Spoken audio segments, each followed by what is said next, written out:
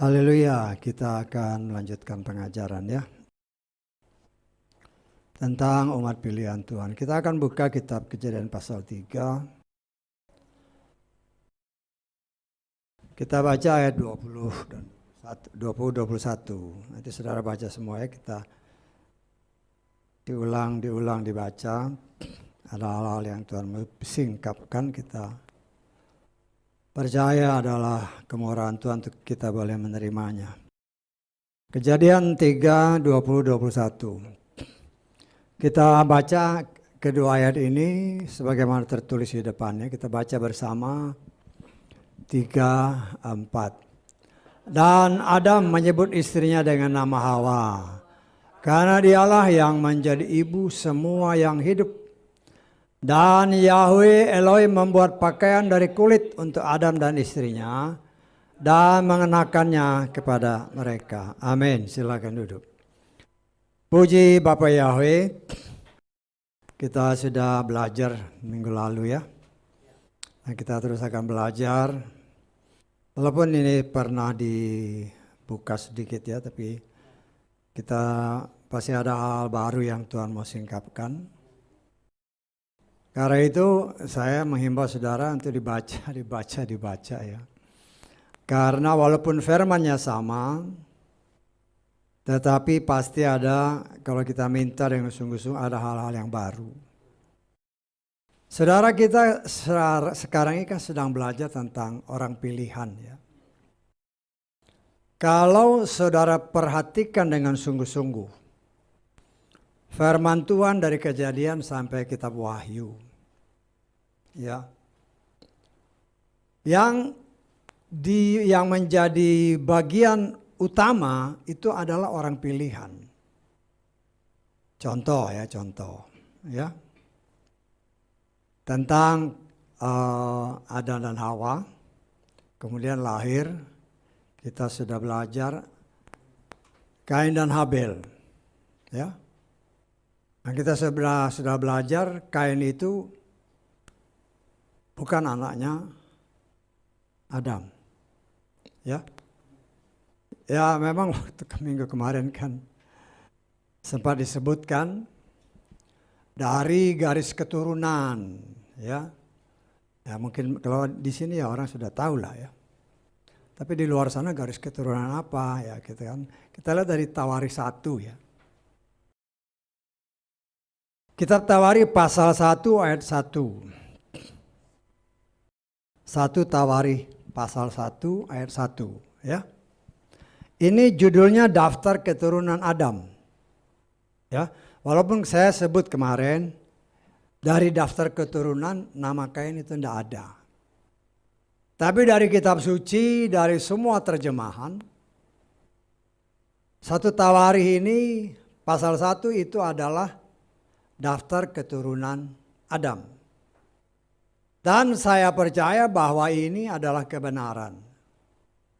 Dan di sana tidak disebutkan sama sekali nama Kain. Saya tangkap ya, nggak ada nama Kain. Nah, tetapi kita sudah belajar dan tadi seperti apa yang sudah saya sempat singkapkan.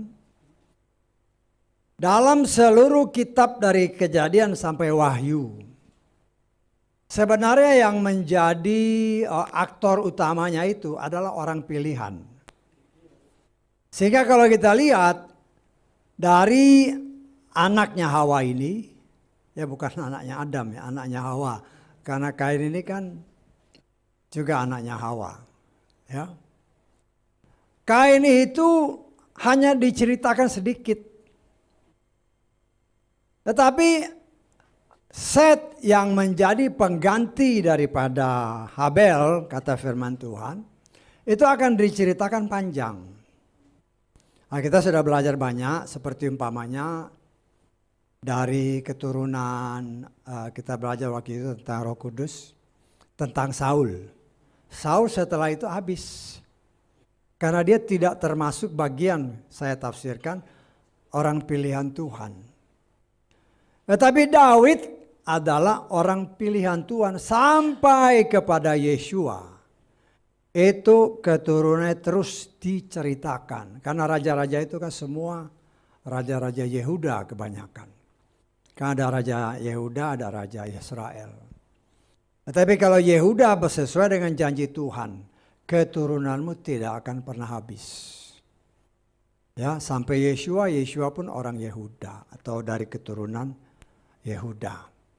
Nah, di sini kita melihat dalam garis besarnya kitab suci kita itu hanya menceritakan orang pilihan Tuhan. Tetapi kalau bukan pilihan Tuhan, dia ceritanya sedikit. Nanti kita masuk umpamanya Kain. Cuman cerita sedikit, beberapa keturunan, stop. Tidak dilanjutkan oleh Tuhan. Kenapa? Ya nggak perlu. Saya nggak perlu kita tahu tentang orang yang bukan orang pilihan. Walaupun ya kitab-kitab yang sekarang muncul ini kan, wah tentang Kain diceritakan semua. Buat apa? Ya, penafsiran yang macam-macam.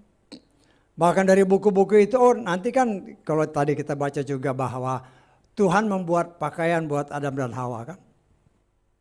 Nanti waktu itu Adam mati, itu dilanjutkan lagi.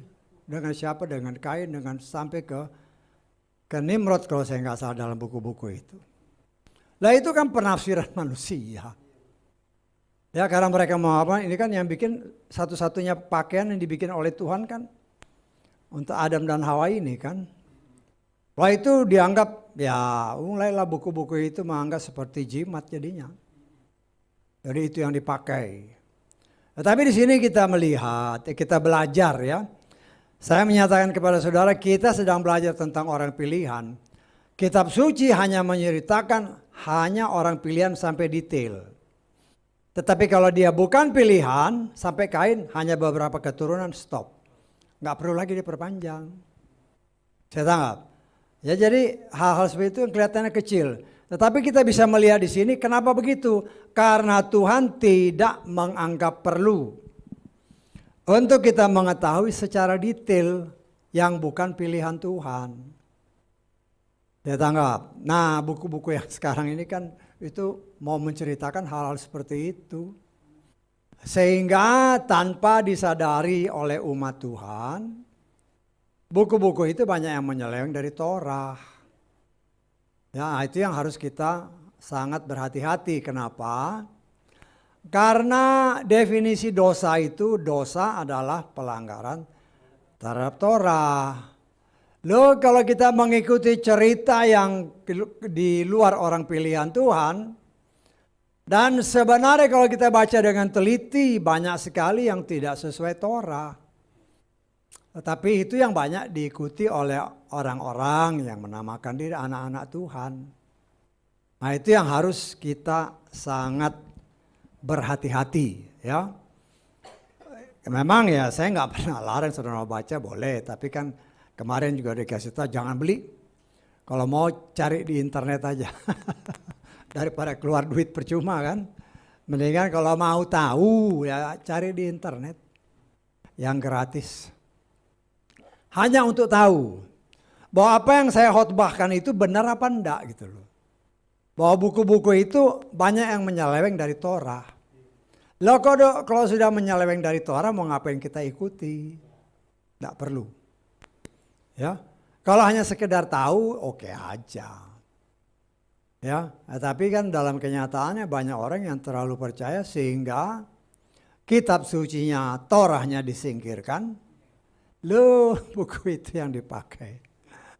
Itulah kelicikan si setan. Tapi kita melihat kenapa Tuhan mau buka lagi. Waktu kemarin kan sempat disingkap sedikit ya. Kita sudah belajar dari minggu lalu bahwa apa yang dikatakan Hawa itu adalah artinya ibu dari semua yang hidup. Kita sudah belajar dari perumpamaan dari Yeshua dalam Matius 13. Ya, ladang kita tafsirkan sebagai Hawa. Saya tanggap ya. Kan saya katakan kalau bumi itu ininya biasanya feminim. Karena itu bumi atau ladang itu ya sebagai perempuan. Benih ini dari si laki-laki. Saya tanggap. Ya. Jadi Hawa itu sebagai ladangnya, benihnya ini dari benih gandum dari Adam, lo benih si jahat ya pasti dari setan, benih lalang pasti dari setan. Tetapi kita harus mengingat juga ya bahwa ya Hawa adalah perempuan, perempuan juga dilambangkan sebagai gereja. Kita tanggap. Jadi dalam satu gereja, dalam satu tempat ibadah, di situ ada taburan benih Tuhan. Tetapi setan juga giat menabur benih. Karena dalam satu ladang kan, dalam Matius 13, ada benih gandum, ada benih lalang. Ladang itu sama-sama diberi pupuk yang sama, yaitu firman Tuhan. Tetapi ketika si pengerja-pengerja berkata, kalau nanti saudara baca dalam kitab Matius 13 lagi, kan si pengerja bilang, bagaimana Pak, saya cabut ini ke lalang-lalang. Jangan, nanti pada akhir zaman akan terlihat mana yang gandum, mana yang lalang. Di sini kita sebagai umat Tuhan yang dibentuk di dalam satu wadah gereja, baik kita yang di sini dan anak-anak Tuhan di luar sana, dimanapun mereka bergereja berjemaat, ya, mereka diberi pupuk, pupuknya firman, saya tanggap.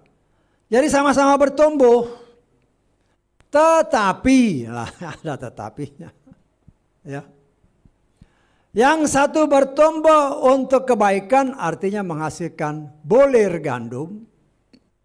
Yang satu bertumbuh tetapi tidak menghasilkan bulir, tetapi dengan pengetahuan firman yang mereka peroleh, ini namanya juga benih si jahat kan.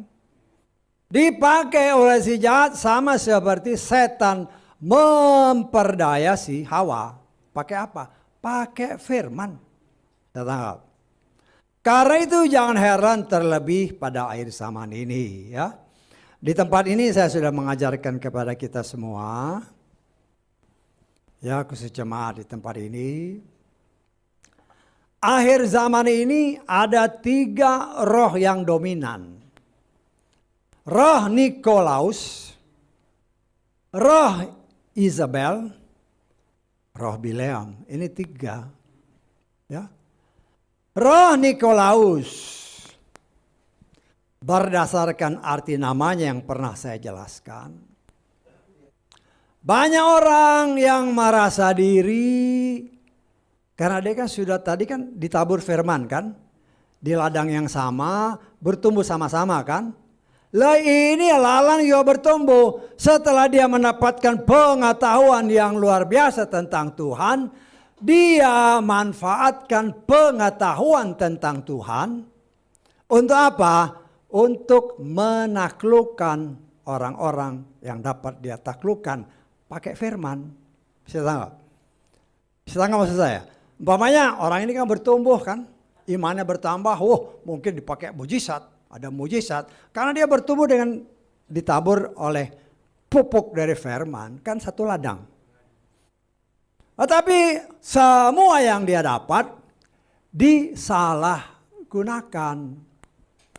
Jadi dengan firman yang yang dia tangkap, dia bisa melakukan. Tuhan izinkan ada mujizat. Tuhan izinkan ada mujizat. Karena yang bikin mujizat itu bukan manusia, tetapi firman. Tetapi dengan adanya mujizat-mujizat ini, si orang ini, si lalang ini, dia berusaha menguasai jemaatnya. Sehingga jemaat, ya saya sudah pernah terangkan kepada saudara, Nikolaus itu bagaimana mengalahkan atau menaklukkan gereja atau menaklukkan manusia. Ya. Nah orang-orang yang mempunyai pengetahuan seperti ini tentang Tuhan, dia manfaatkan firman yang dia dapat untuk menaklukkan jemaat untuk kepentingan pribadi. Saya tanggap. Kan jemaat ngikut aja dia. Apa yang dikatakan gembalanya, apakah itu sesuai Torah atau enggak, ya dia ikut aja. Tetapi di samping itu banyak juga yang memanfaatkan karena ada roh Bileam. Roh Bileam itu ya berbicara duit. Ya kan banyak kan, kita lihat contoh-contohnya kan. Ya kita bukan merasa oh ini si ada pelayan yang kaya raya, itu nggak jadi, bukan itu yang masalahnya. Kaya raya itu kalau memang Tuhan berkati ya berkati, bagus. Tetapi bagaimana dia mendapatkannya, itu yang harus jadi pertanyaan. Apakah dengan cara Bileam setelah dia menguasai jemaat, kemudian jemaat karena merasa terpengaruh dengan namanya istilah dunianya, karismanya hebat, tetap ya, pelayan ini karismanya hebat, wibawanya luar biasa. Akhirnya apa yang dikatakan oleh si pemimpin ya manut aja. Kalau manut ya ada kesempatan karena roh Bileam berkuasa. Loh, mengalir lah karena berbicara Bileam, berbicara materi ya. Nah inilah yang harus kita sangat berhati-hati.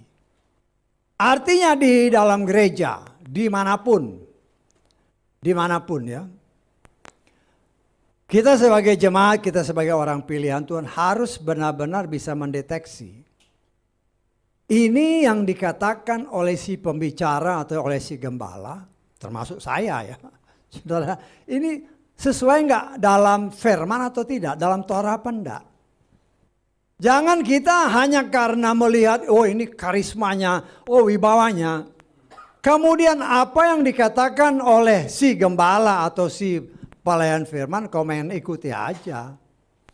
Kita punya gembala agung yang cemburuan, yang menyelidiki segala sesuatu, yang juga dia tahu apa yang diberitakan ini ada udang di balik batu apa enggak.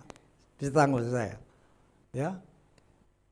Nah, kita sebagai orang-orang pilihan Tuhan, Tuhan mengajak kita untuk supaya sangat berhati-hati. Terlebih akhir zaman, karena jelas dikatakan bahwa orang-orang itu adalah dari dalam kalangan kita sendiri, dari dalam. Ya. Karena itu saya tidak heran kalau ketika Tuhan singkapkan, memang sama-sama dapat pupuk yang sama dalam satu gereja kan. Bukan maksud saya, bukan saya dalam tempat ini, di mana-mana. Satu tempat ibadah, kalau mereka bertumbuh, imannya bertambah-tambah-tambah. Kemudian mungkin dia melayani di luar, terjadi mujizat. Lah, mujizat, ingat, mujizat itu bukan karena orang ya, tapi karena firman. Karena itu kan ada tertulis dalam kitab Matius, pasal ke-7 kita lihat aja ya.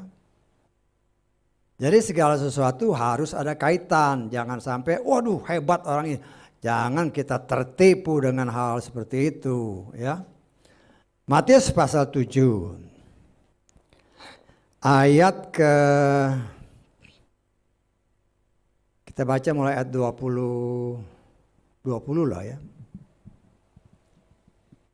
Jadi dari buahnya lah kamu akan mengenal mereka seutuhnya. Bukan setiap orang yang berkata kepadaku Tuhan, Tuhan, dia akan masuk ke dalam kerajaan sorga. Melainkan dia yang melakukan kehendak Bapakku yang di sorga. Perhatikan ayat ini.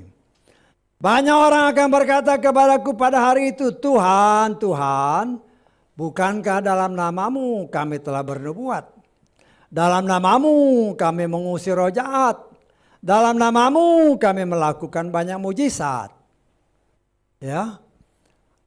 Pada waktu itu aku akan menyatakan kepada mereka, aku tidak pernah mengenal kamu. Hanyalah dariku, hai kamu yang mengerjakan kejahatan. Kenapa bisa terjadi mujizat? Itulah yang saya katakan, mujizat itu bukan karena orang. Tetapi karena firman yang dinyatakan, itulah yang menjadikan mujizat. Dan Tuhan izinkan siapapun. Siapapun, keledai aja bisa melakukan mujizat kan. Dengan Bileam kan. Nah, Tuhan seringkali juga menguji orang, menguji kita sebagai umat Tuhan juga. Ya, wah ini ada mujizat, karena memang kan jelas dikatakan dalam Matius pasal 24. Si jahat ini akan melakukan banyak mujizat, bahkan patung dia kasih nyawa. Wah, luar biasa. Bagaimana kalau patung dikasih nyawa? Wih, ini pasti dari Tuhan. Loh, itu kan omongan orang yang tidak mengerti firman. Tetapi di tempat ini kita diajarkan, memang dalam satu ladang, artinya ladang Tuhan ya. Artinya bumi ini, firman masuk, dua-duanya tumbuh bersama. Tetapi yang satu menghasilkan untuk kemuliaan Tuhan, yang satu untuk apa? Untuk menjatuhkan orang-orang yang percaya kepada Bapa Yahweh apabila mungkin. Saya tangkap. Nah, mereka kan jadi pelayan-pelayan Tuhan yang luar biasa. Terus mungkin dengan mujizat-mujizat, hebat ini, pasti diurapi.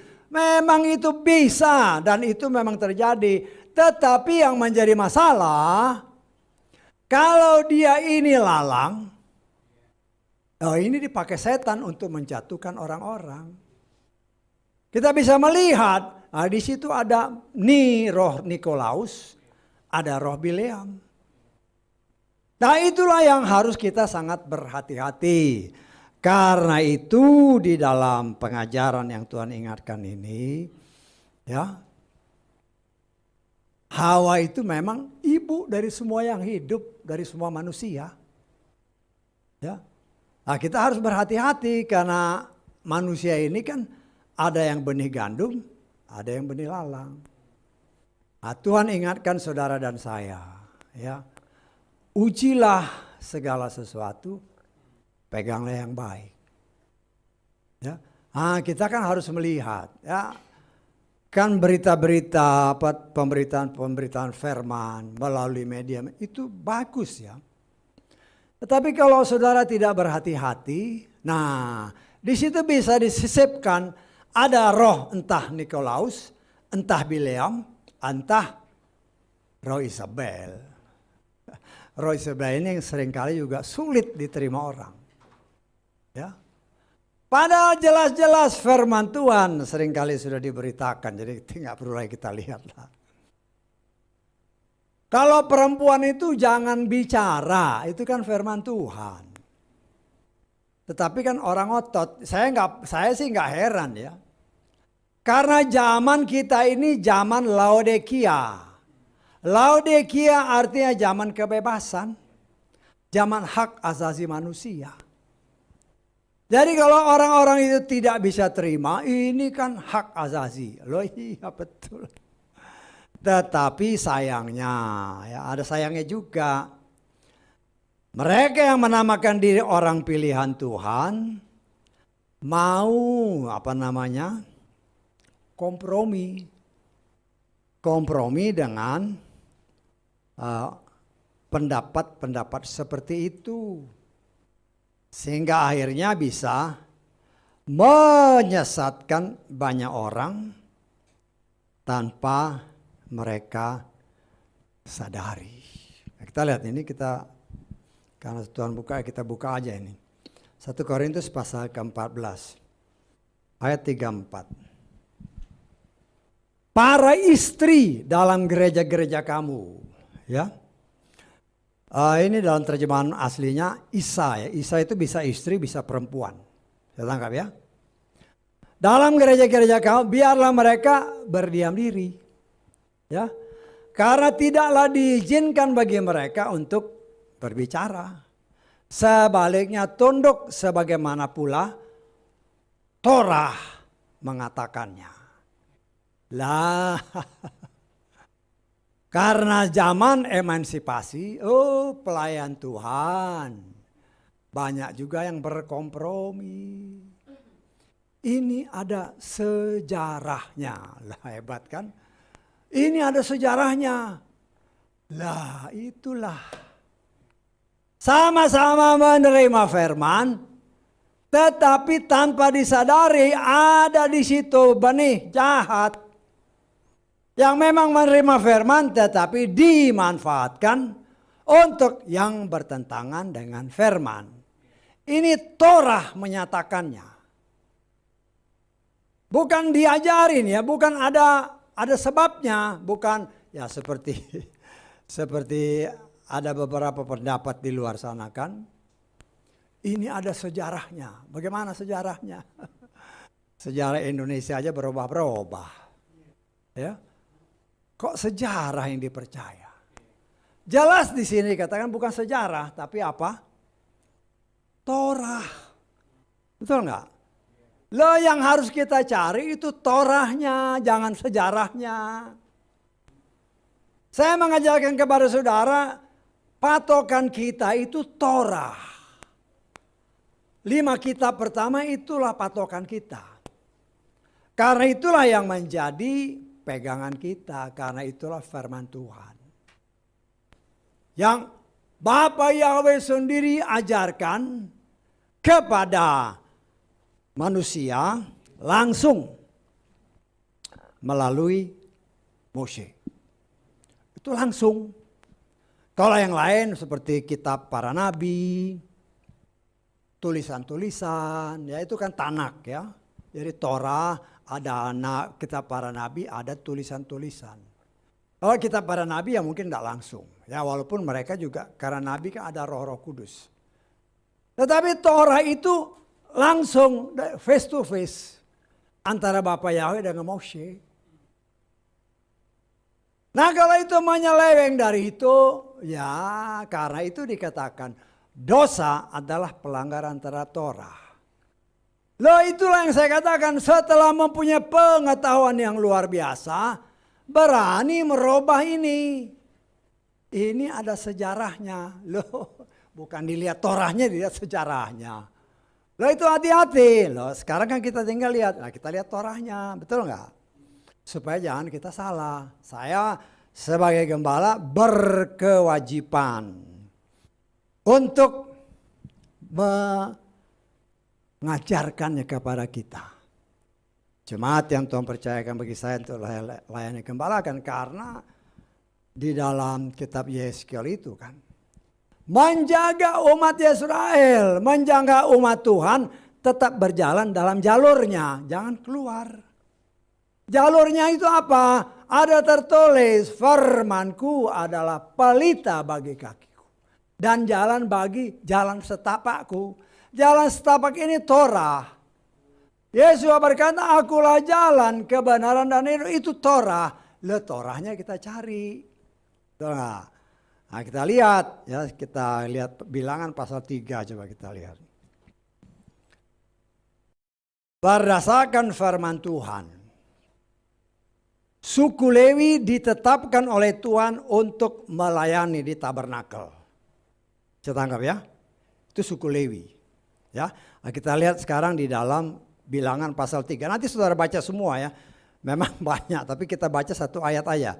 Bilangan pasal 3 ayat ke-15.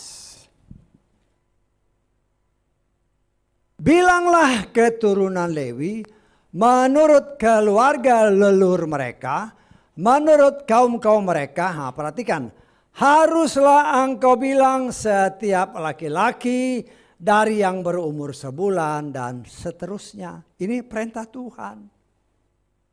Kalau suku-suku yang lain dari umur 20 tahun ke atas yang siap perang. Tetapi kalau suku Lewi dari umur sebulan seterusnya, dia sudah dipersiapkan untuk menjadi imam. Entahkah imam besar kalau dia keturunan Harun, atau imam yang membantu pekerjaan di dalam tabernakel. Inilah Torahnya. Torah tidak pernah menyebut hanya hitung orang Lewi, tidak. Tetapi yang laki-laki, saya tanggap. Jadi jelas. Jadi jelas itu. Ya bukan hanya sembarangan. Lah kemudian kita lihat. Ya. Ini yang setiap ibadah atau selesai ibadah, ini yang dilakukan setiap imam, ya. Di dalam Bilangan pasal 6 kita baca. ayat ke-23 mulai. Berbicara kepada Harun dan anak-anaknya. Ini imam besar. Harun dan anak-anaknya imam besar. Anak-anaknya itu semua laki-laki. Saya tanggap. Ya. Dengan mengatakan, beginilah engkau harus memberkati Bani Israel. Engkau harus mengatakan kepada mereka, nanti saudara baca, ini berkat yang biasa kita atau diucapkan oleh imam besar. Apa yang kita tangkap di sini? Yang memberkati itu laki-laki. Ini bukan kata saya, ini tertulis.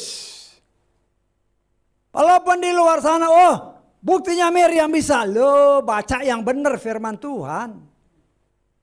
Miriam itu hanya memimpin perempuan-perempuan nari-nari, walaupun dia seorang nabiah ya. Tetapi ketika dia mau jadi pemimpin, kita lihat di dalam kitab Bilangan menyatakan ketika dia memberontak karena mau menggantikan si siapa? Si Mose. Padahal 2 orang kan, Harun sama Miriam. Tetapi yang dikutuk kena kusta siapa? Miriam. Tuhan tidak salah karena itu memang perintahnya. Ya, jadi kita harus melihat di sini, kita harus sangat berhati-hati. Ya. Tetapi itulah yang seperti saya katakan tadi. Dalam satu ladang ada benih gandum, ada benih lalang. Semua menerima pupuk yang sama. Sama-sama bertumbuh. Tetapi pada akhirnya yang satu berbulir, yang satu tidak. Loh yang tidak ini dipakai oleh si jahat. Karena itu benihnya dia. Mulai dikacauin. Apalagi akhir zaman kan. Gak apa-apa itu sejarahnya ada. Lah, padahal jelas-jelas dilarang. Dan banyak orang sayangnya, oh iya benar. Ini dia, oh hebat-hebat. Ya, kita harus sangat berhati-hati. Ini ingat, berkali-kali saya katakan, Bapa Yahweh itu bukan setia kepada manusia. Tetapi dia setia kepada firman-Nya. Lah kita belajar terlebih pada akhir zaman ini yang berulang-ulang disampaikan di tempat ini bahwa 3 roh ini itu sangat luar biasa. Ya. Nah kita lihat contohnya kan banyak kan. Orang yang lebih patuh kepada gembalanya daripada firman itu banyak sekali. Saya tanggap. Ini roh Nikolaus, dia menguasai jemaat. Sehingga jemaat tunduk bukan kepada Tuhan. Bukan kepada firman. Tetapi kepada dia, apa maunya dia. Ya. Oh tapi jemaatnya banyak. Jemaat banyak itu bukan ukuran. Ya. Karena yang namanya pilihan, itu memang sedikit. Saya tanggap. Ya umpamanya. Ya. Umpamanya nih, ya. Tapi bukan perumpamaan ya, tapi memang kejadian nyata. Ya ada saudara lah ya. Dia ikut pendidikan kan. Pendidikan. Katakanlah pendidikan militer. Ya. Atau ada saudara yang ikut pendidikan apa namanya? Sebagai pelaut, ya, ikut Akademi Ilmu Pelayaran yang dulu terkenal sebagai AIP dan sebagainya. Itu kalau dia lulus nilai pertama atau kedua, lo itu akan langsung direkrut sama militer, apalagi dalam suasana perang. Saya tanggap.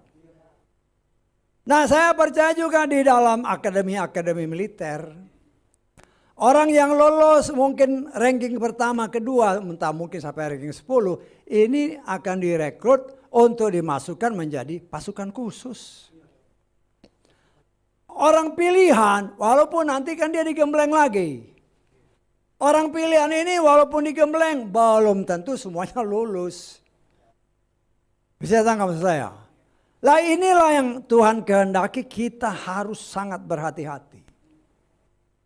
bahwa memang karena ya satu ibu sih. Satu tempat ladang, ya ladang persemaian kan. Ya kalau dikatakan mungkin lebih globalnya orang yang percaya Yeshua. Saya tanggap, kan satu ladang ini. Tapi jangan menganggap bahwa yang percaya Yeshua itu pasti benih gandum, belum tentu. Ada juga benih lalang di situ. Sama-sama bertumbuh, nanti lihat akhirnya. Loh kita lihat kan sekarang banyak orang yang luar biasa. Pengetahuannya luar biasa, mungkin pendidikannya tinggi. Dengan gelar-gelar yang serentetan. Ya. Tetapi kita lihat yang diajarkan sesuai Torah apa enggak. Nah mulai kan berkelit sedikit. Loh itu ada alasannya. Lah ini mulai dibelokin sedikit-sedikit. Ini ada sejarahnya. Lah mulai belok-belok sedikit. Ya. Dan itulah yang terjadi. Karena itu Tuhan mengingatkan saudara dan saya sebagai umat pilihan Tuhan. Hati-hati. Karena penyesat itu bukan dari luar, tapi dari dalam. Itu yang memang paling sulit. Kalau dari luar kan kita tahu, ya, pokoknya orang nggak seiman kan, oh ya udah tahu. Tetapi kalau yang seiman, apalagi yang berkhotbahnya luar biasa, loh ini hebat ini. Lah, bukan saya katakan semua pelayan Tuhan seperti itu. Tetapi lihat, apakah ada roh Nikolaus di situ? Apa ada roh Bileam di situ? Apa ada roh Isabel di sana? Karena 3 roh itu di dalam kitab Wahyu itu sangat menonjol. Dan itu di dalam 7 gereja, dari gereja pertama sampai gereja 6, ngumpul semua di gereja ke-7 zaman kita. Nah kita diajar oleh Tuhan. Kita sudah tahu bahwa ini akhir zaman. Kalau Tuhan berkenan buka, kita juga harus deteksi. Ya. Bukan kita harus membenci orang, tidak ya. Dengar firman, kalau dia siapapun yang beritahu kita dengar. Kalau sesuai firman, sesuai dengan apa yang tertulis, itu yang memang kita perlu. Ya, kita perlu. Tetapi seperti yang seringkali saya ajarkan kepada saudara. Firman yang kita terima, firman yang murni itu jadi mata air dalam hati kita. Sehingga kalau kita dengar firman yang tidak sesuai, itu akan sendirinya ditolak. Saya tanggap. Nah inilah benteng kita. Karena itu saya mengucap syukur ya, kita mulai belajar kan, ada yang menulis kan, saya baca-baca, oh bagus juga. Kalau saudara baca kan berarti saudara hati-hati nulisnya. Betul nggak? Karena kita baca gini kan, dibaca oleh orang, ya namanya ketafsiran seseorang, boleh aja. Tafsiran boleh macam-macam. Yang saya harus ingatkan, boleh menulis, boleh menafsir, tapi jangan menyeleweng dari firman. Kalau menyeleweng dari firman, tanya Tuhan. Semua yang menyeleweng dari firman berarti bukan dari Tuhan. Tetapi dengan kita belajar menulis, loh disitulah kita orang kayak saya ngajar nih, saya harus belajar kan, betul nggak? Kalau saudara nulis, saudara harus belajar, paling sedikit baca kan. Oh di mana ayatnya ya Allah, bingung kan di mana ayatnya kan? Wah, belajar, artinya itulah cara Bapak Yahweh bagi saudara dan saya untuk kita lebih mengenal Dia lebih dalam. Karena itu saya sangat bersuka cita kalau saudara mau nulis. Tulis, tetapi benar-benar membangun iman. Ya mungkin kalangan kita aja. Kalau itu dimasukin di media ya mungkin jadi berkat bagi orang lain. Tetapi ada satu sukacita. Engkau sudah berani menjadi alat untuk menjangkau jiwa-jiwa di luar sana. Nah kita mau ucap syukur ya, saya melihat, waduh bagus. Ya saya mengucap syukur, saya baca kan, bagus. Artinya saudara mau gali firman. Supaya kita juga nggak gampang ketipu. Ya. Karena yang namanya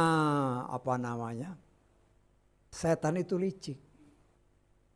Setan itu licik. Kalau kita tidak berhati-hati, ya kita bisa kepleset sama seperti Hawa. Ya. Kan firman Tuhan mengajarkan kepada kita bahwa si Hawa itu Hawa berbicara gereja. Jangan berkomunikasi dengan setan. Kalau kita minta petunjuk ya berdiam diri berdoa, Bapak Yahweh tolong. Jangan mengolah firman pakai pikiran sendiri, itu bahaya. Pikiran ini memang diberikan oleh Tuhan, hikmat diberikan oleh Tuhan. Tetapi minta supaya Tuhan yang mengisi jiwa kita ini supaya kita bisa nulis. Supaya ketika kita menulis, kita bacakan. Dan roh yang di dalam kita akan berbicara, ini kayaknya kurang tepat sehingga kita perbaiki. Jangan malu diperbaiki. Ya, kita ini belum sempurna. Mungkin aja kita tulis ada yang salah kan, terus ada yang kayaknya salah nih, ya betulin aja. Karena itu jadi berkat bagi semua orang. Karena saya ingatkan kita semua, walaupun itu kan grup ya, grup kita, tapi kan ada juga orang luar dibaca. Nah, mereka juga merasa senang. Artinya kita boleh menjadi berkat bagi mereka. Nah, itulah yang Tuhan maksudkan supaya kita sangat berhati-hati bahwa memang ya di dalam satu wadah gereja, artinya di dunia ini, di situ ada dua macam benih. Nah, kita harus sangat berhati-hati. Ya. Dan saya percaya apabila kita sangat berhati-hati dengan pertolongan Roh Kudus, Tuhan pasti menolong dan memampukan kita untuk melakukan apa yang Dia perintahkan. Ya. Kemudian kita melihat di dalam ayat ke-21. Yahweh Elohim membuat pakaian dari kulit binatang untuk Adam dan istrinya lalu mengenakannya kepada mereka. Satu-satunya kejadian di muka bumi. Bapa Yahweh sendiri yang membuatkan pakaian. Ya, kalau di sini kan tidak jelas pakaiannya apa kan, tapi kalau saudara baca di dalam terjemahan lain itu jubah ya, coat, jubah. Jadi jubah yang dipakai oleh Adam dan juga dipakai oleh Hawa. Lo namanya kulit binatang, kalau hujan nggak kedinginan, hangat dia, betul nggak? Karena nggak ada, itu lebih dari jas hujan ya. Kan itu kulit yang dia pakai. Dan saya percaya yang Tuhan bikin itu sangat luar biasa. Karena itu ada di antara buku-buku itu yang seperti tadi saya katakan. Setelah si Adam mati, oh ini diwariskan ke sini. Lah itulah akhirnya jadi mengkeramatkan kan. Ini pakaian dari Tuhan dikeramatkan lah. Kalau saya nggak salah sampai ke Nimrod katanya pakai itu. Luar biasa kan. Tapi itu kan kata orang, tidak tertulis dalam kitab suci kita. Ya biar aja itu pendapat orang, jangan kita terbawa-bawa. Ya, karena kalau kita mau ingat, oh ini dari Tuhan, loh berarti mungkin aja sampai saat ini masih ada kan, karena Tuhan yang bikin. Tapi ya kita harus mengingat ini bahwa, ya seringkali hal-hal seperti itu akhirnya menjadi apa? Jadi jimat. Nah ini yang harus kita sangat hati-hati karena dari buku-buku itu yang saya baca itu aduh ya nggak masalah sih. Hanya buat kita tahu aja. Tapi kan itu bukan penafsiran Tuhan. Bukan kata Tuhan tetapi kata si penulis buku. Ya. Di sini kita melihat berbicara pakaian. Tuhan melihat mereka memang pakai pakaian cawat atau dalam terjemahan kita kan cawat. Di mana daun pohon ara itu dirajut sama mereka. Namanya daun, pakai seminggu udah robek. Tahu nggak? Hancur. Tetapi Tuhan Maha Kasih. Ya. Tetapi itulah manusia sudah jatuh mau membenarkan diri. Menutupi kesalahannya, ketelanjangannya kan. Dia pakai cawat itu kan daun ara supaya menutupi ketelanjangannya. Betul nggak? Artinya menutupi dosanya dengan caranya, bukan dengan cara Tuhan. Tuhan ngajarin. Ya. Ini tidak bisa kamu harus ganti ini baju ini. Tuhan yang bikin sendiri harus cara begini. Saya percaya si Adam dan Hawa ngelihat kan. Banyak orang menafsirkan bahwa yang dibunuh itu adalah domba. Ya karena berkaitan dengan cerita-cerita sesudahnya kan. Domba itu yang menjadi korban ya. Nah, kan dia lihat ini. Oh, potong korban. Ada darah, saya sudah jelaskan apa hubungannya dengan darah kan. Tetapi yang harus kita lihat di sini, inilah yang pasti diceritakan Adam dan Hawa kepada anak-anaknya. Saya anggap, khususnya yang pertama itu kan Kain dan Abel. Ya. Dan kita melihat di sini, mereka cerita, tapi lihat kan siapa yang nangkep benar. Memang diceritakan bahwa Kain ini yang mengusahakan ya sayur-sayuran segala macam. Sehingga ketika panen itu yang dia persembahkan. Itu bukan yang dikehendaki Tuhan. Saya percaya Adam dan Hawa sudah mengajarkan kepada mereka bahwa pakaian ini waktu dibuat oleh Tuhan ini hewan dipotong. Ya. Bukan dari sayur-sayuran. Kenapa? Ada tertulis terkutuklah tanah. Kita enggak? Terkutuklah tanah. Ya. Nah kita melihat di sini Tuhan itu setia sama firman-Nya. Jangan kita mempersembahkan sesuatu yang najis, ada tertulis di hadapan Tuhan. Termasuk umpamanya korupsi. Ya, korupsi banyak kan? Korupsi banyak kemudian persembahkan kepada Tuhan. Lah, mau nyongkok Tuhan. Jelas-jelas aja. Ya. Mempersembahkan sesuatu yang benar-benar tidak bercacat. Kalau saudara baca nanti di dalam Torah jelas. Persembahkanlah korban yang tidak bercacat celah. Harus yang benar, harus yang murni, harus yang sehat, yang segar, yang kuat. Itu dipersembahkan. Bukan asal main persembahkan. Nah, saya sudah pernah ngajarin kita di sini kan. Kalau saudara ngisi kotak-kotak di sana itu, jangan ngisi yang paling jelek. Kan banyak orang seperti itu kan. Ya baik kita di sini, ya di sini sudah diajarin lah. Anak-anak Tuhan di luar sana, ketika kau buka dompet kalau kau ingin berikan persembahan, jangan cari yang paling, kalau kecil sih masih ada mendingan lah ya. Mungkin uangnya besar, tapi yang paling jelek, apa gunanya? Saya tanya maksud saya. Mungkin uang 100 ribu, nih 100 ribu tapi udah jelek. Bukan itu, persembahkan yang baik. Ya. Dan juga jangan persembahkan yang kecil. Kalau mempersembahkan yang kecil, kalau diberkati maunya yang besar. Loh itulah tamaknya manusia. Ya. Itu manusia yang tamak, beri.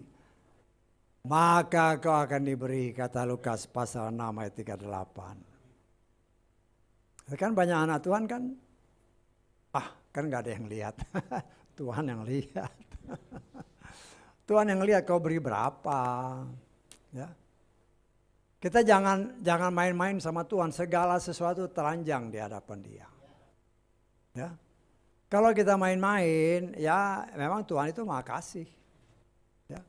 Kadang-kadang Dia kasih kesempatan, ya udahlah kita lihat dulu kan. Tapi setelah jatuh temponya nggak benar-benar, lah Tuhan sentil sedikit, lah baru sadar. Kalau sadar, kalau nggak sadar ya repot. Lah inilah Tuhan memberikan kepada kita pakaian yang berasal dari Dia. Berbicara pakaian, berbicara karakter. Berbicara tingkah laku dan perbuatan. Tuhan mau bukan dari barang yang terkutuk. Tetapi barang yang hidup, barang yang benar-benar suci murni, itulah yang Tuhan mau supaya kita hidup. Memakainya dalam hidup, di dalam menjalani kehidupan sampai dia datang. Ya tanggap. Nah, kita harus sangat berhati-hati. Ya. Orang di gereja ya bagus. Ya, mungkin dia taat, mungkin dia dengar firman, ya bagus, itu memang perintah Tuhan, kehendak Tuhan. Tetapi apakah nanti setelah ada di luar sana, apa yang didengar itu dipraktekkan apa enggak? Lo hati-hati. Ya, ada firman Tuhan mengatakan, yang mencuri jangan nyuri lagi. Ada, saya tangkap ya, yang bohong jangan bohong lagi.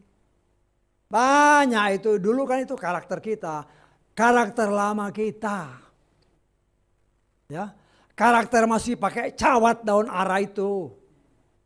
Sekarang Tuhan sendiri yang mengenakan, memakaikannya kepada kita. Tuhan mau kita benar-benar sesuai. Itu kan dari Tuhan. Jadi Tuhan mau kita pakai karakter yang dari Tuhan, bukan karakter dari manusia.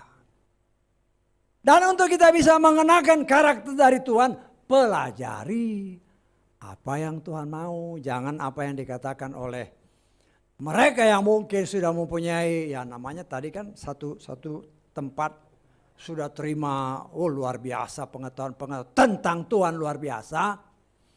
Tetapi kemudian dia pelintir, nah ini bahaya. Saya harus katakan begini karena memang itu nyata ya. Itu sesuatu yang nyata dan saya juga pernah dengar, pernah baca. Kan banyak kan di media-media itu kan. Dari dalam maupun dari luar negeri ya sama. Ketiga roh itu sekarang pun sangat-sangat luar biasa bekerja.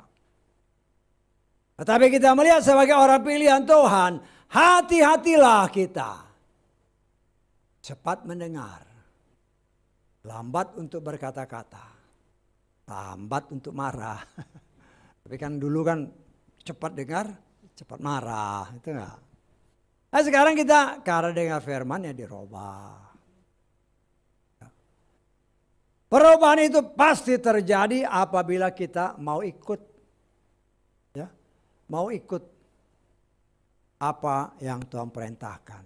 Roh Kudus yang di dalam kita, Tuhan tolong saya deh. Saya biasanya suka marah-marah. Ya memang kadang-kadang kan kalau baru-baru kan waduh susah banget.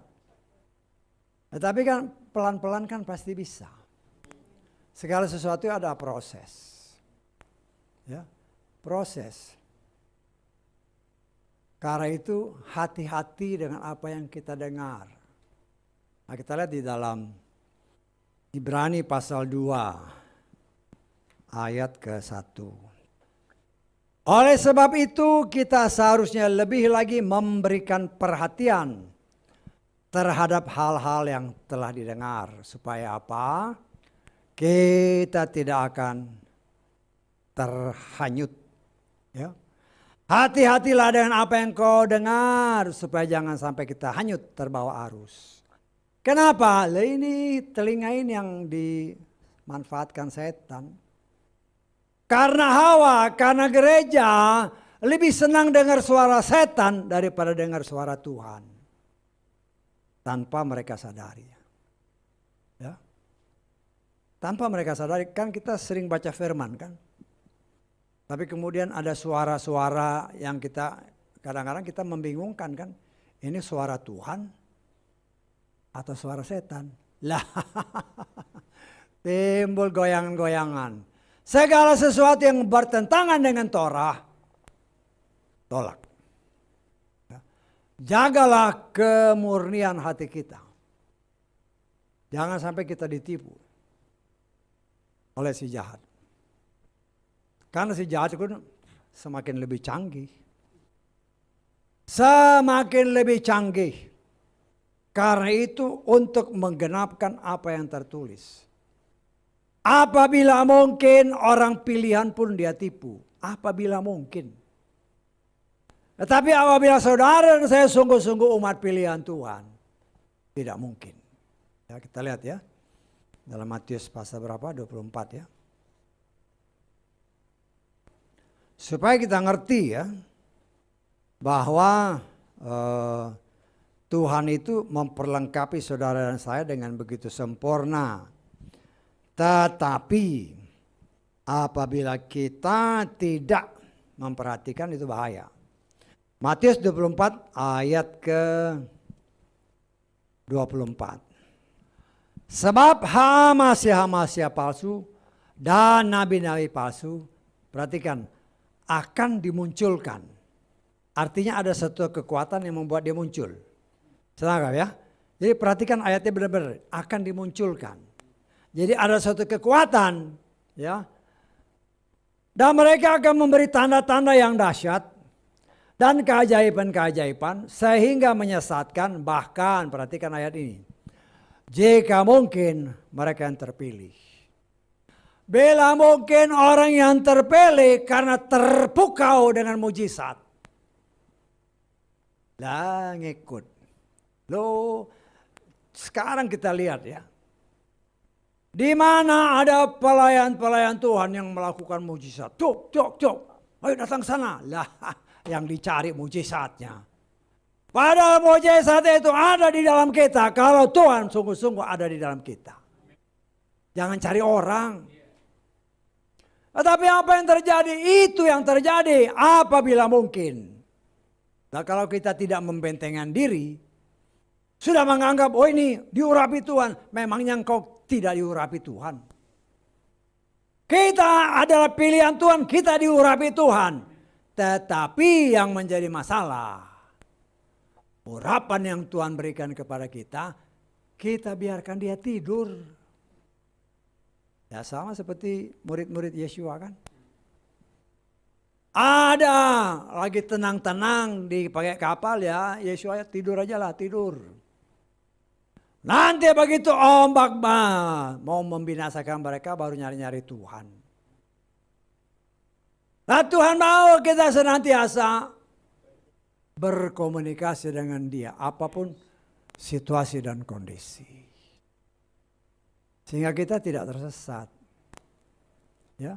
Ini bukan kata saya ya, ini firman ya. Apabila mungkin orang yang terpilih. Artinya banyak orang yang sudah dipilih Tuhan. Ini benih-benih gandum. Artinya benih pilihan. Ya, nah, umpamanya contoh nih.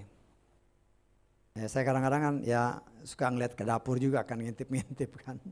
Kalau istri saya masak kan. Ya. Umpamanya kayak apa ya. Kacang merah tahu, kacang merah kan.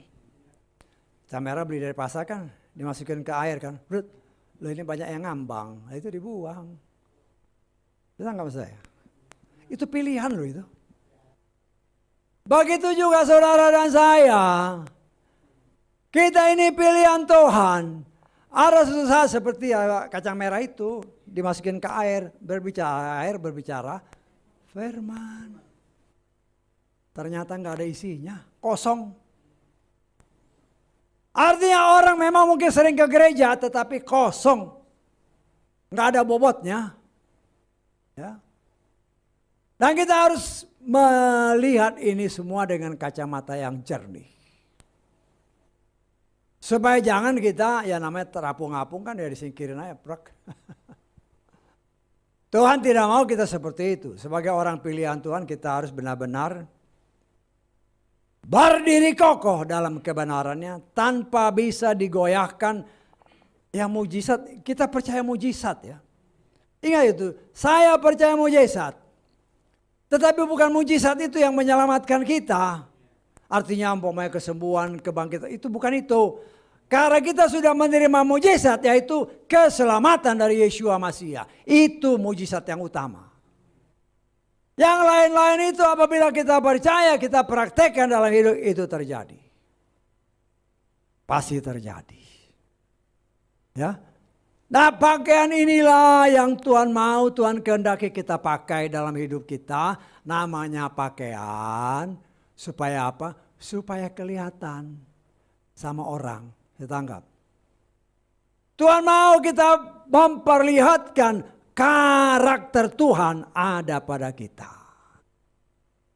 Bukan karakter setan. Karakter Tuhan. Bukan karakter manusianya yang dari daun ara itu. Tapi karakter yang Tuhan sendiri buat, Tuhan sendiri yang pakaikan kepada manusia. Tuhan yang pakaiin ya, dia bikin terus dia pakaiin. Itu firman Tuhan. Tuhan mau kita mempertontonkan kepada dunia, ini aku anak Tuhan dengan karakter Tuhan. Nah ini tentunya dalam proses yang sedang Tuhan kerjakan dalam hidup saudara dan saya. Dan kita melihat di sini saudaraku yang dikasihi oleh Bapa Yahweh.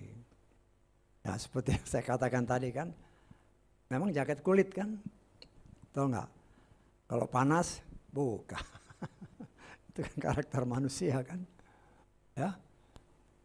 Gerah Tuhan ya Pak, buka. Maunya santai-santai. Artinya dalam arti rohaninya. Ya. Dalam arti rohaninya kadang-kadang ada orang yang merasa sedikit bohong kan gak apa-apa.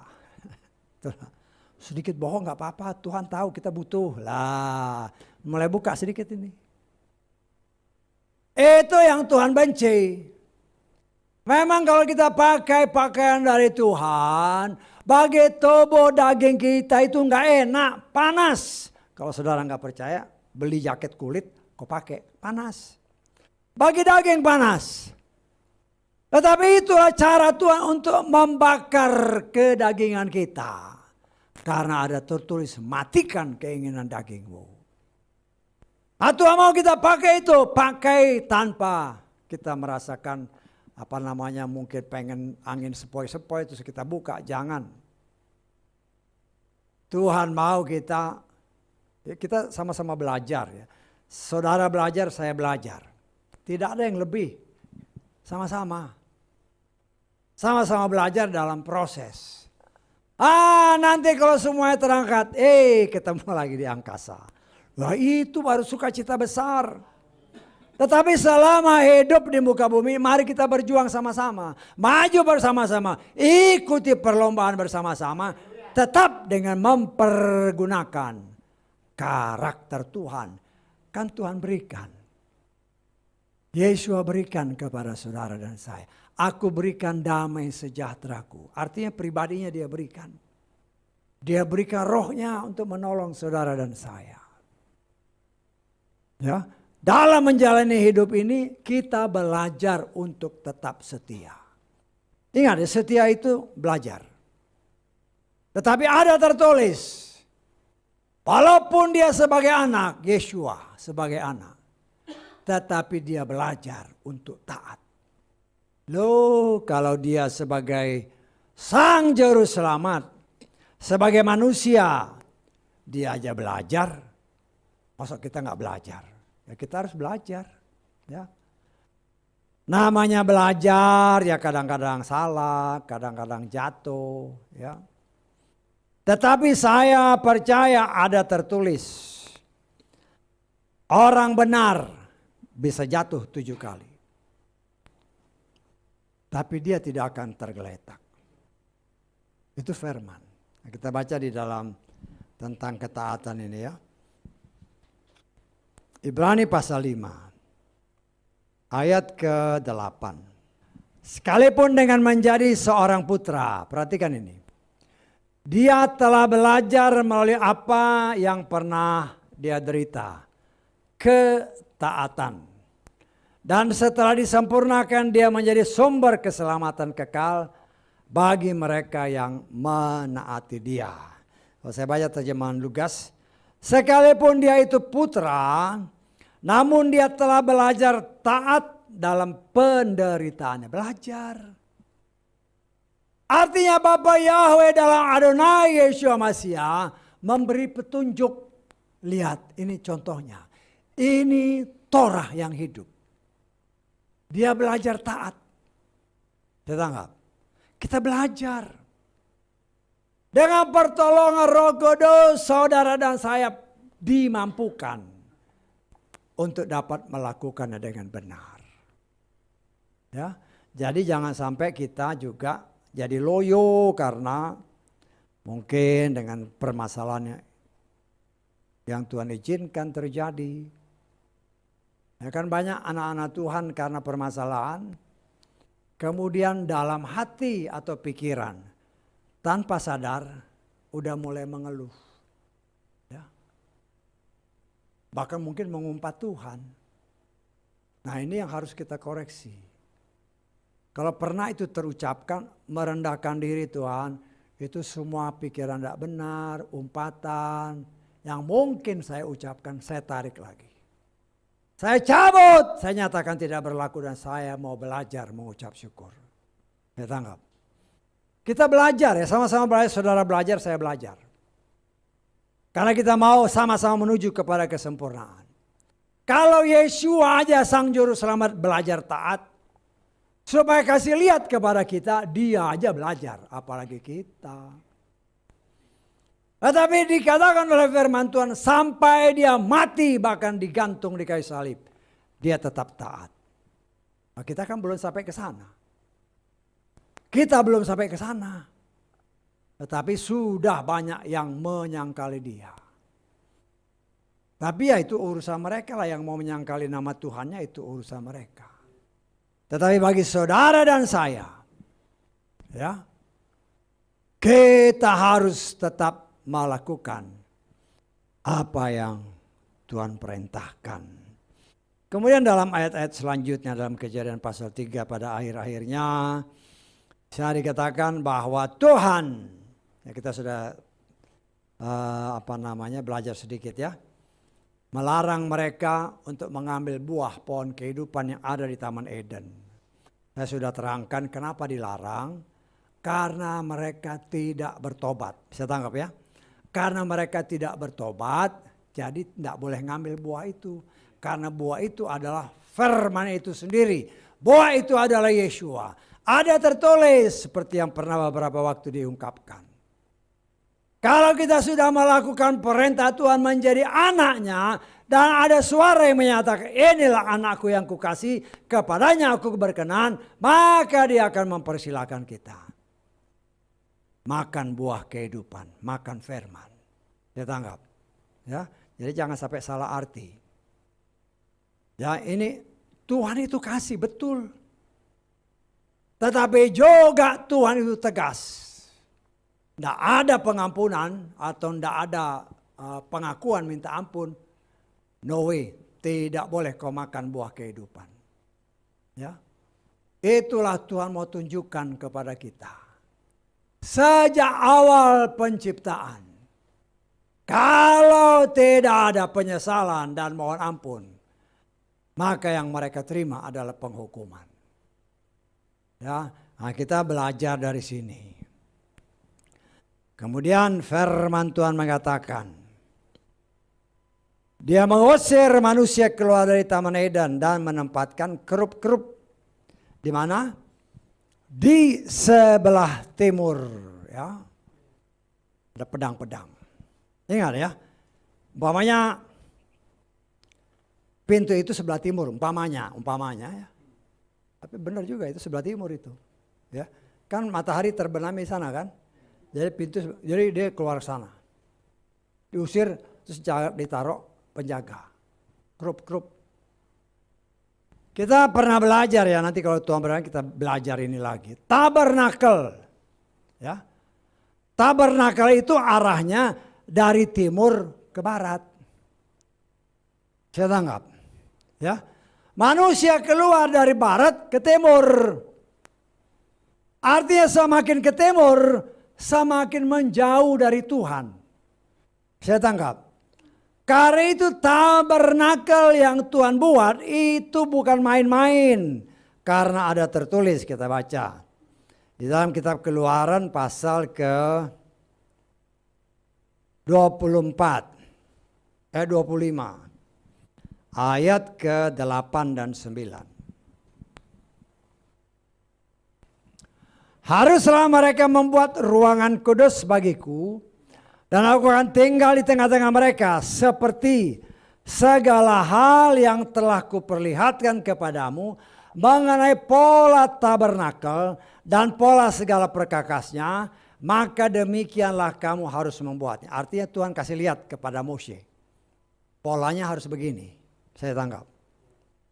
Sekarang banyak orang bingung. Ini ngadepnya kemana? Saya tangkap. Ngadepnya kemana? Ya. Itu ada tertulis. Ya. Kenapa harus begini? Karena manusia diusir dari pintu timur, keluar dari pintu timur. Semakin ke timur, semakin jauh dari Tuhan. Karena itu tabernakel dibuat oleh Tuhan. Seperti apa yang tertulis, contohnya kayak begini. Ini yang harus kamu buat. Nah bagaimana? Kan begitu. Nah kita lihat di dalam, kita sudah pernah baca, tapi udah lama sih ya. Kita lihat ya dalam bilangan. Bilangan pasal 3. Kalau saudara baca bilangan ini ya. Bagusnya saya menghimbau saudara. Bacalah Torah ya. Torah itu terdiri dari 5 kitab itu baca. Baca tapi dimeditasi dengan benar. Supaya kita ngerti. Karena semua yang tertulis di luar Torah itu basicnya Torah. Artinya baik itu kitab Nabi, kitab tulisan-tulisan, dan semua Injil, semua yang kita kenal perjanjian baru, itu fondasinya Torah. Saya tanggap. Karena itu saya himbau saudara baca Torah itu. Baca tapi benar-benar, diteliti benar-benar. Sehingga nggak tertipu dengan orang yang mengatakan, seperti yang tadi saya katakan, itu ada sejarah. Padahal itu Torah mengatakan. Kita baca di dalam bilangan pasal 3. Ayat ke-38. Dan mereka yang berkemah di mana? Di depan tabernakel, ya. Ke arah timur di depan kemah. Terus pertemuan ke arah matahari terbit. Ialah Musa, Harun dan anak-anaknya yang memegang tanggung jawab tempat kudus sebagai tanggung jawab Bani Israel, dan orang asing yang mendekat haruslah dihukum mati. Jadi di pintu timur itu, pintu masuk, itu hanya Moshe, Harun dan anak-anaknya. Orang lain dihukum mati. Ini kata Tuhan, bukan kata saya. Ya. Jadi Tuhan sudah, kalau saudara baca ini di dalam kitab bilangan, banyak sekali di dalam kitab bilangan. Itu sudah ditentukan suku ini atau orang Lewi itu semua dikeliling atau mengelilingi tabernakel. Cuma ditentukan yang kan dari suku Lewi ini ada ada beberapa anak kan, ada Bani Kehat, ada Bani Gersom. Itu tempatnya sudah ditentukan oleh Tuhan. Ini di utara, di timur, di barat, di selatan. Itu Tuhan yang atur. Dan di pintu timur, pintu masuk, itu harus Moshe. Karena itu kita melihat di sini, tabernakel itu arahnya dari timur ke barat. Jadi tabut itu, perjanjian itu ada di sebelah barat. Saya tanggap. Itu ada hubungannya dengan ini tadi kitab Kejadian ini. Karena manusia diusir dari menuju ke arah timur. Semakin ke timur dia, semakin jauh. Karena itu Tuhan bikin ini, kasih lihat kepada Moshe. Ini loh, bikin kayak gini. Dan kalau sempat nanti kita belajar tentang ini lagi, ya pintu gerbangnya itu macam-macam warnanya. Pakai kain-kain, ada kain putih, kain kirmisi, dan ada 4 warna di situ.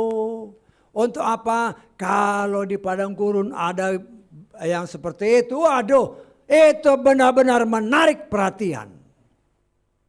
Tuhan mau kita benar-benar menjadi alat untuk menarik jiwa-jiwa datang kepada Tuhan. Di situ ada 4 tiang. 4 tiang pintu masuk. Itu juga bisa berbicara tentang 4 kitab. Baik itu Matius, Markus, Lukas, dan Yohanes. Ya. Luar biasa rahasia-rahasia Tuhan. Dan kita mengucap syukur ya, itu pernah kita pelajari semua.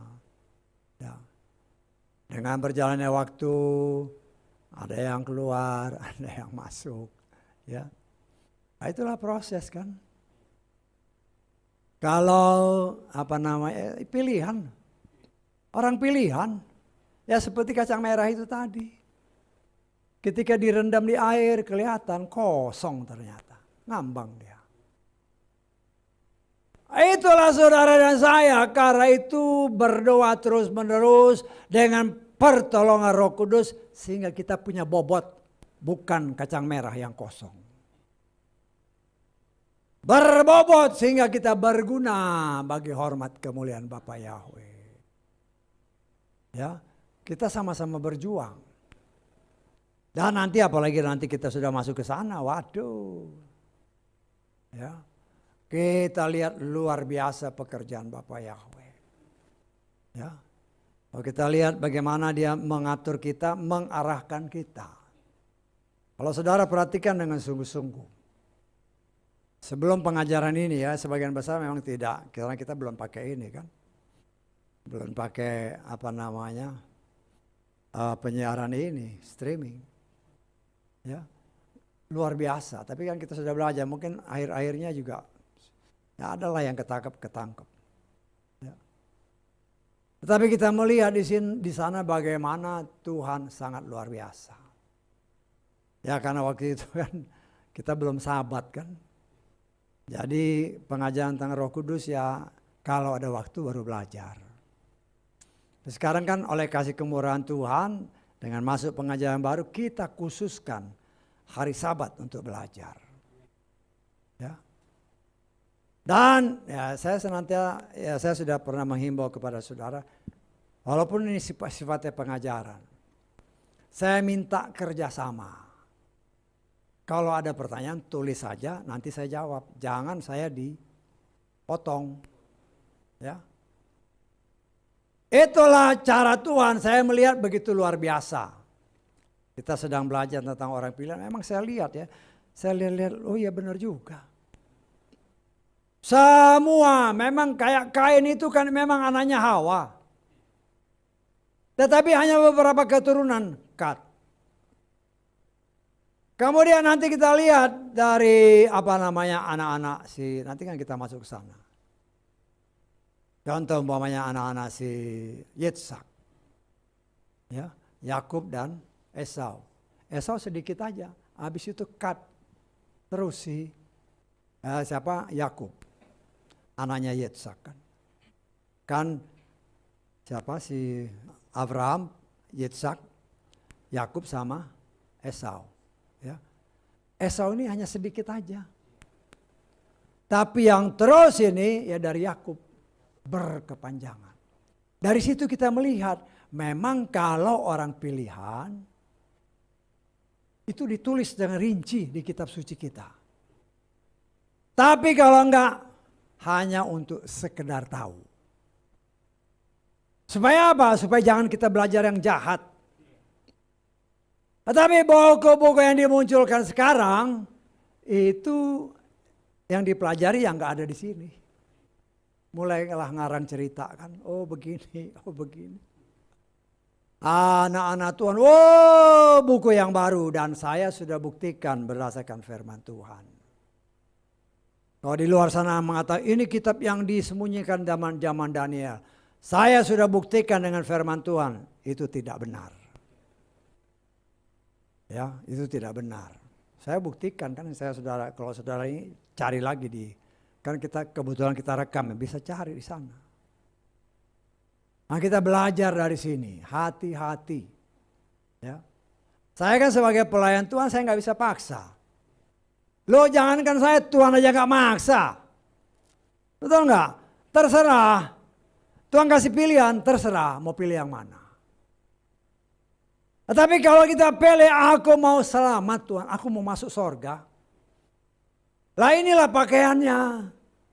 Inilah jalannya. Namanya jalan setapak ya. Ya mungkin kiri kanan jurang. Ingat ya kalau umpama nih. Kalau kita jalan setapak nih. Kiri kanan jurang. Mata kita cenderung melihat jurang, betul gak? Wah ketakutan. Itu itulah cara setan. Tetapi apabila mata kita tetap lurus kepada Dia. Jangan lihat kiri, jangan lihat kanan. Kita akan berjalan dengan mantap. Karena itu jangan tertipu dengan bisikan-bisikan setan. Sama seperti leluhur kita dulu ketipu. Karena jelas dari ayat-ayat tadi yang sudah disingkapkan. Itu satu wadah. Sama-sama dapat pupuk yang sama, yaitu firman. Yang satu bertumbuh untuk kemuliaan Tuhan. Yang satu bertumbuh juga, tetapi bukan untuk kemuliaan Tuhan.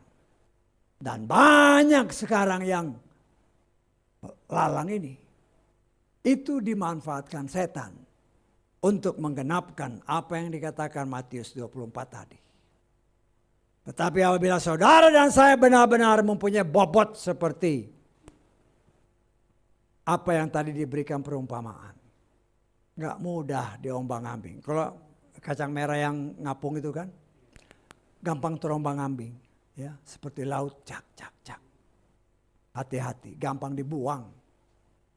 Tapi saya percaya dengan pertolongan Bapa Yahweh, dengan semakin tekun kita berdoa, percayalah Roh Kudus pasti tolong. Dan percayalah kita akan sampai ke tujuan. Karena Roh Kudus menolong. Malaikat surga menjagai. Haleluya. Amin. Mari kita bangkit berdiri.